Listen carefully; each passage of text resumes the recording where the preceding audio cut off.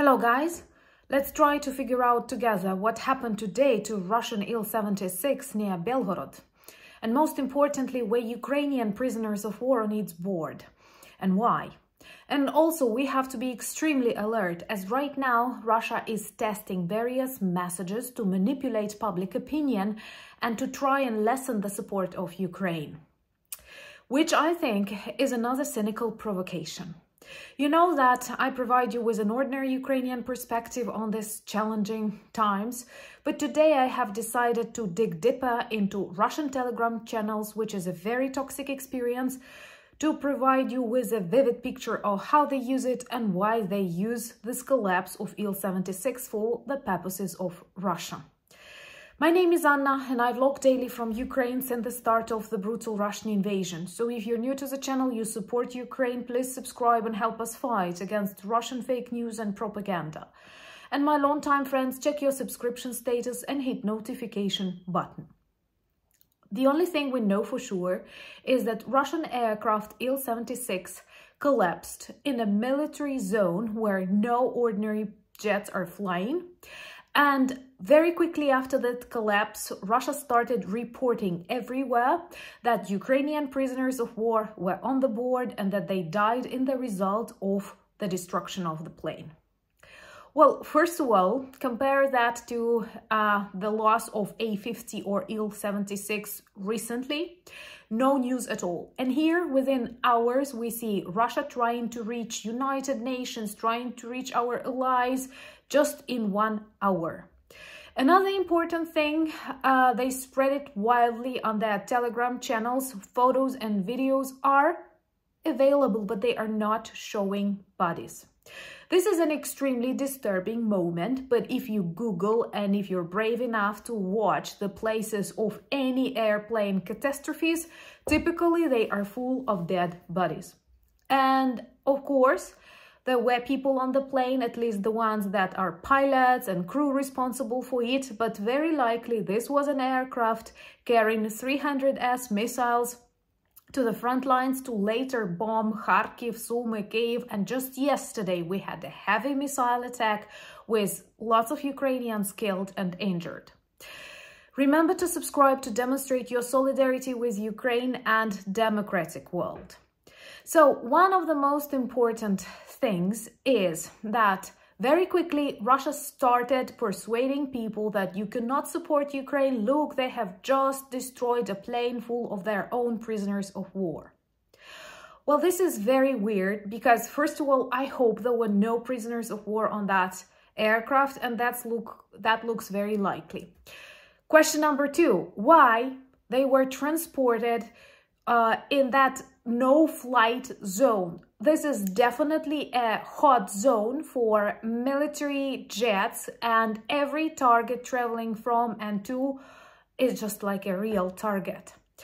All the similar aircraft are used to supply Russian front lines with the missiles that they later used to target Ukraine, like S-300.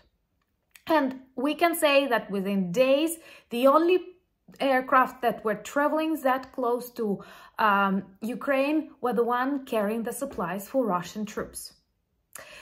Another thing, a procedure of an exchange of prisoners of war is always very structured and negotiated, and they do not travel by airplanes.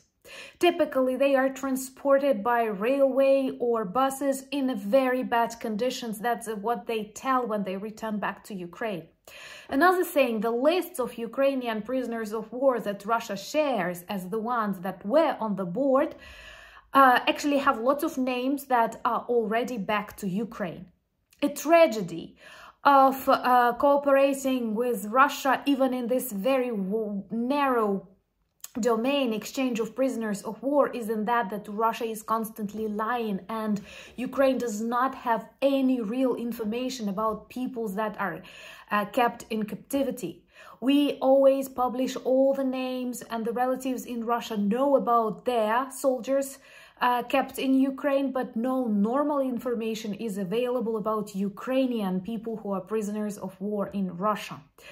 It also goes against all the rules, but once again, they are very rarely transported by aircraft, if ever, and also their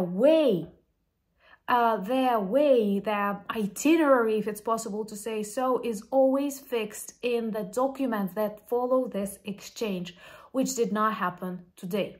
So from this ordinary Ukrainian perspective, I think they were not on their board, and that's really good. But once again, this is a huge manipulation and an extremely nervous and emotional moment for Ukrainian people. Another thing that may be unfortunately real is that Russians targeted the plane by themselves, knowing it is with prisoners of war, or on purpose put these prisoners of war on the board, to use it later to persuade allies stop supplying Ukraine. You see what they are doing. Remember MH17 tragedy. It took years to finally prove that Russia did it.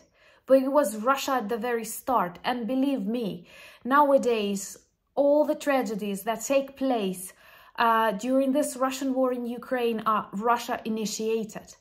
So if they were really planning to bring these prisoners of war to Ukraine on board of an aircraft, why did they enter front lines without warning?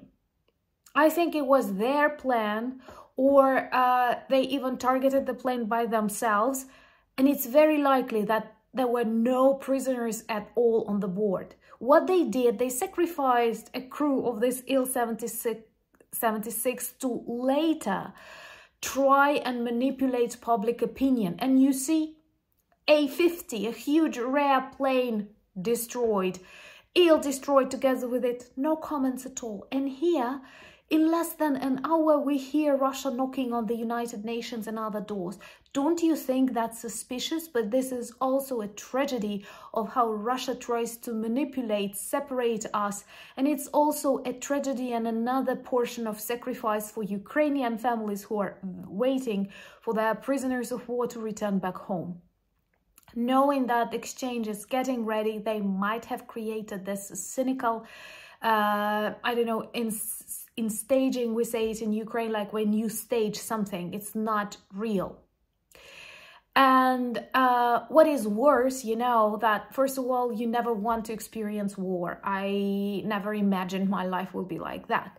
But what is worse, they do not even fight according to human rules, according to international rules of law, of war, such exists. They manipulate, they play with public opinion, and they kill. They kill their own soldiers to demonstrate the fake truth they want. So I think this is another precedent of Russian informational warfare. And if you're new to the channel, join our friendly community and help us fight against all these Russian fakes. They are toxic and dangerous for democratic world order in general. Thank you so much for buying me coffees and becoming my patrons, and all your kind comments and advice. Remember to subscribe to my Instagram. I'm pretty active there and share more of my everyday life. Threads, Discord, and Twitter, I'm also there.